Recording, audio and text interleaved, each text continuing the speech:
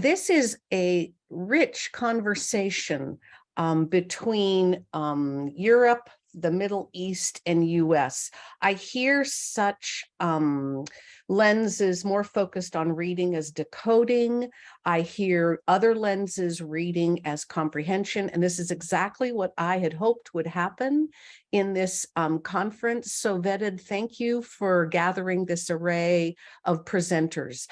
I come from, and the study I'm going to show you today occurred from 2013 to 2016 at a very diverse school. And it had to do with the question that I've heard before: what is reading? Does that entail just events at school? Does that entail events at home? And I think you can see from the pictures here that I came from the lens of reading is something that happens anytime, anywhere. Here is a quick overview of what I am going to share. And you can already see reading as an act of comprehension by the visuals that I am sharing. So my question that kind of starts this conversation with you today is, what does a kindergartner read outside of school? Because I'm trying to do the inverse attempt to look at what students' funds of knowledge are from home and then bring that to school to try to involve and engage families more productively in reading. I will agree that families come with various levels of literacy abilities, but motivation for a kindergartner outside of school often happens on this slide. You can see here a child reading with his father the comics on a Sunday morning. You can see a child reading, and in the middle of the center of this slide, a child is reading a car dealership. On the right-hand side, you'll see a child reading at Burger King, and I just have to thank the families that gathered all these photos and willingly share these. So I am sharing data collected by family members, and our question to them was, how do you read with your child outside of school?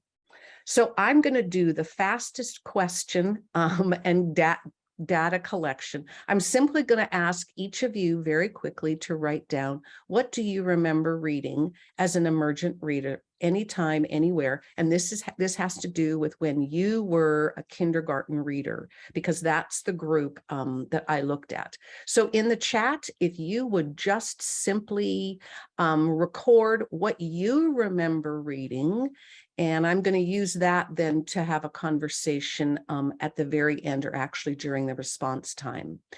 And I'm also going to ask you the question of, do you consider yourself, or during this emergent reader experience, do you feel like you were motivated, engaged, or do you feel like you were unmotivated, and why? So I'm going to just keep on moving along, but my screen, great. I was hoping it was not frozen. Okay, so what does a typical, while you're answering that, what does a typical kindergartner read at school? You'll see 3 images here, often of flashcards, often of worksheets, often of very short texts. My question with my undergraduate students as well as classroom teachers was, do these texts in fact connect to their literacy funds of knowledge from home? And what can teachers learn from families by just gathering information about student literacy funds of knowledge from home to use at school for their literacy instruction? The inquiry questions that we framed together were, and you will see a smattering of families here. You'll see a pre-service teacher talking directly to actually a grandfather who participated in our family literacy gatherings. The questions that I really focused on were, what were the funds of knowledge that emergent readers bring to school? And I think you can go all the way back to Dr. Christine Walsh, and she had a wonderful inventory matrix that invites pre-service teachers and teachers to gather that information to use for their instruction, not just in literacy, but across the curriculum. A next inquiry question that really focused this research was, how can teachers remind family that they are essential reading partners anytime, anywhere? And a last question, there were many more, but a last key question was, how can teachers build upon families' literacy funds of knowledge to connect literacy at school to literacy at home? You'll see here a quick overview of the participants in this exploration. And if you look at the left-hand side, the family participants were very diverse. Yes, there were white, Italian, and Polish families, but there was a wealth of Greek immigrants that were in this community. There was a solid contingency of African-American families, as well as Puerto Rican immigrants. So those were the family participants, as well as the classroom teachers. Most of the classroom teachers were, in fact, white or Greek. On the other side of the screen, you will see how a majority of the pre-service teachers that I taught at Westminster came from a white background. So you'll kind of see the difference there and the richness and potential in the learning that pre-service teachers had to work with and learn from families. So the theoretical lens that I bring, just to kind of get that very up front and center,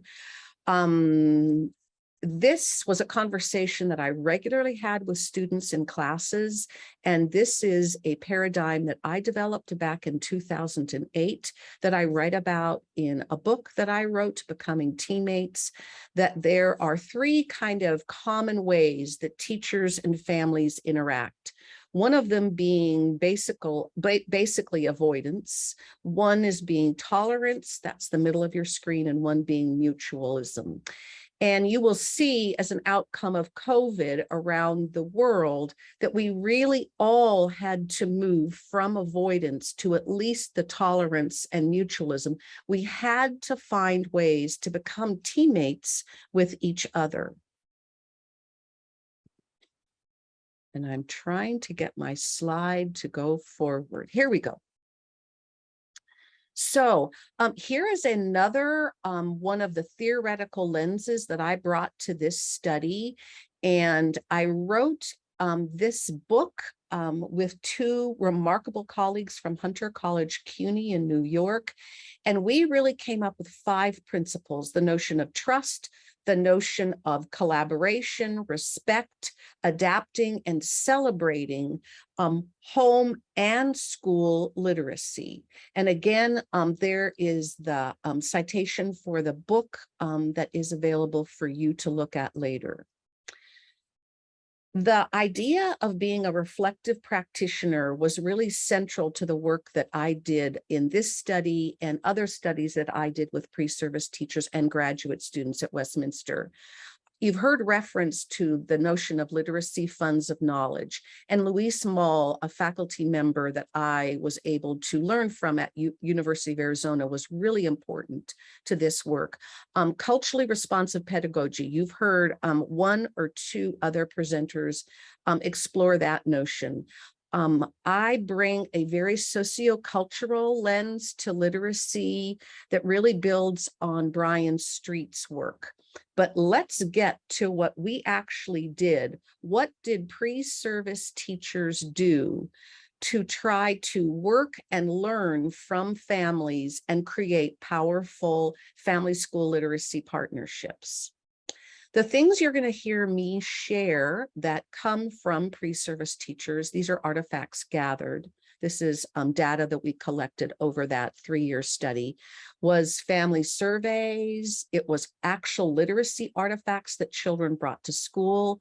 It was photos that families shared with us of their child and them reading at home. And it was also curricular engagements. I know I'm going quickly, so I do hope that in the chat, you're writing any questions that you have, because I know our time is short today. So back to the idea of 5 principles for family school literacy partnerships that I did develop with Jenny Tootin and Deb Jensen from Hunter College CUNY. The first notion is the idea of trust.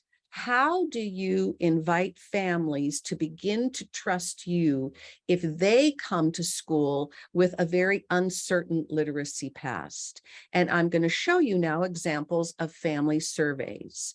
So in those 3 years, we gathered, it could have been 250 family surveys. Here is but 2 examples. To ask a simple question, tell me about your child, is such a wonderful way for a teacher to begin to frame the request of, please trust me as your child's learning partner. Trust is kind of a basic entity for a learning environment.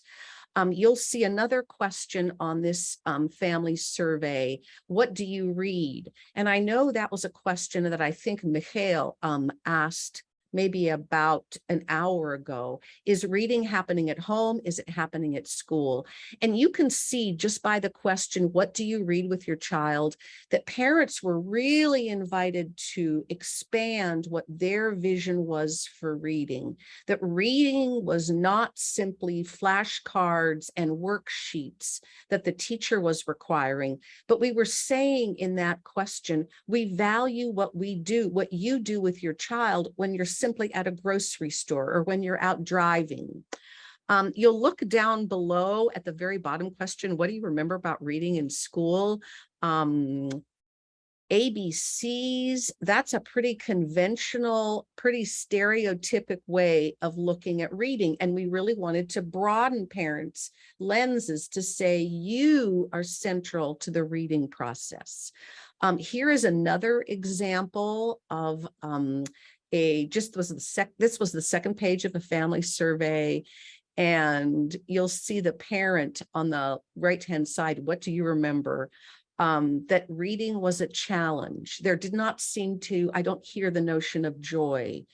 And yet the student teachers, when they sat back and they had to look hard for my class, they had to analyze what were the parents telling them about the act of reading simply through a family survey. They found that children were surrounded by print in their home and community lives. And so then I began to ask the question, how can you use that in your classroom instruction? I love what Liz said, reading is like breathing, because yes, in our social media lives today, you can't run away from the act of literacy. Ari, who is a remarkable Montessori teacher these days. Actually, I think she works at a Reggio Emilia school. She talked about how families are naturally avid readers, but they read in unexpected ways with their child. So those were, that notion of a family survey was simply the notion of trust that you can see at the top of this Principles of Family School Partnerships. And this is chapter 2 of the book that I referenced, that I wrote, Crossing Literacy Bridges. I'm now going to jump down to the bottom here, the notion of respect through photos and through curricular engagements, because my time is short. So how did we try to respect the knowledge that families do in fact bring to the classroom? And again, this was a kindergarten study. So one of the first things we did along with family surveys is we would send out a plethora of newsletters. And in a newsletter that the student teachers would send out, or even the pre-service teachers would send out, would be a request. Please send to school examples of texts your child enjoys reading. And so if you look down at the child, and yes, we have permission to share all of these photos from families, you'll see in her hand, this is at the bottom right-hand corner, that Pizza Hut. She loved reading Pizza Hut. You'll see up above how then what the teachers did is they jumped and used that notion of that child loves to read Pizza Hut. So therefore, what can we do with that child's love? And the entire class created books. They called them I Can Read books. And here is but one child's evidence of this is what I like to read, and this is why. You will see the child writing about, I love to read about pizza with my abuela, that means her grandmother.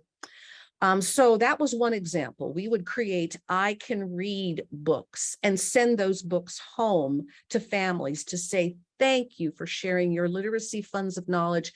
Thank you for being a powerful learning partner with your child. Here's another example of what we would do. Instead of alphabets being simple A, B, C, and I realize I'm talking to people that speak Hebrew, that speak the Arabic speakers, that there are German speakers, but instead of a simple kind of homogenized look at literacy, that in fact literacy and the alphabet became a rich resource, again, of families' literacy funds of knowledge. So putting this in the classroom, placing this prominently instead of a teacher bookstore or teacher resource center, creating very stereotypic what they think a middle class family or child would want to see. Literacy came alive for children when they would see images like this that they helped create in their classrooms. Here's a very interesting jump to a look at decoding. How can we take literacy funds of knowledge and in fact do things like CVC, consonant, vowel, consonant, word family studies, and use the idea of pop? So you look at the word Pop-Tarts, and that was brought by a child. How can we use Pop-Tarts to get to CVC lessons? So instead of using worksheets like this, and this is a worksheet that would typically be sent home, instead, teachers would get a pocket chart and they would say, wow, Olivia brought Pop-Tarts. Let's think about the word pop. And you know, if you can read pop, then I bet you can read stop. And you can just kind of hear kindergarten teachers and kindergarten children just going wild on that idea. So going from the known at home to the unknown at school was a significant shift that we kept trying to make. The known being what the family knows. What does the child know as a literate learner, as an emergent reader from home, and then bringing that to school.